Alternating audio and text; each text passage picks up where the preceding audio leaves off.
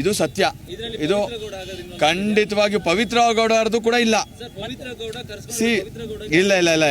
ಇಲ್ಲವೇ ಇಲ್ಲ. ಖಂಡಿತವಾಗಿ ಆಕಸ್ಮಿಕವಾಗಿ ಆತನಿಗೆ ಕೂಡ ಏನೋ ಹೆಲ್ತ್ ರೀಸನ್ಸ್ ಕೂಡ ಇತ್ತು ಅಂತ ಹೇಳಿದ್ದಾರೆ. ಅದಾದ್ಮೇಲೆ ಪೊಲೀಸ್ನವ್ರಿಗೆ ಹೇಳಿರ್ತಕ್ಕಂಥ ಒಂದು ಕೆಲವೊಂದು ವಿಚಾರಗಳನ್ನ ನಾವು ತಿಳ್ಕೊಂಡು ಬಂದಿದ್ದು, ಅವರು ಹೊಡೆದಿದ್ರಿಂದ ಸತ್ತಿದ್ದಾರೆ, ಅವೆಲ್ಲ ಖಂಡಿತ ಸುಳ್ಳು. ಆಮೇಲೆ ಇನ್ನೊಂದು ಆ ಫೋಟೋಸ್ನ ನಾನು ನೋಡಿದೆ, ಸತ್ತಿರೋ ವ್ಯಕ್ತಿದು ಕಿತ್ತೋಗಿದ್ದು ಮುಖ ಹೊಡೆದಿರೋದಲ್ಲ, ಅದು ಯಾರೋ ಹೊಡೆದು ಮತ್ತೊಂದು ಆಗಿರೋದಲ್ಲ. ಆ ಬಾಡಿಯಲ್ಲಿ ಬಿದ್ದಾಗ ನಾಯಿ ಕಚ್ಚು ಮತ್ತೊಂದು ಆಗಿರ್ತಕ್ಕಂಥದ್ದು ಅಲ್ಲ, ಯಾಕಂದ್ರೆ ಅದ್ರ ರಾಂಗ್ ಮೆಸೇಜ್ಗಳು ಹೋಗ್ತಾ ಇದೆ. ಬಾಡಿಯಲ್ಲಿ ಕೂಡ ಕಚ್ಚಿರೋದು ಅದೆಲ್ಲ ಪೋಸ್ಟ್ ಮಾರ್ಟಮ್ ಅಲ್ಲಿ ಬರುತ್ತೆ.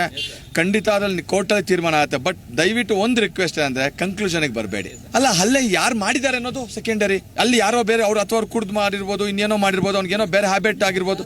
ಖಂಡಿತವಾಗಿಯೂ ಒಪ್ಕೊಂಡಿಲ್ಲ. ಖಂಡಿತವಾಗಿಯೂ ದರ್ಶನ್ ಅವರು ಒಪ್ಕೊಂಡಿಲ್ಲ ಅಥವಾ ಪವಿತ್ರ ಗೌಡ ಅವರು ಒಪ್ಕೊಂಡಿಲ್ಲ.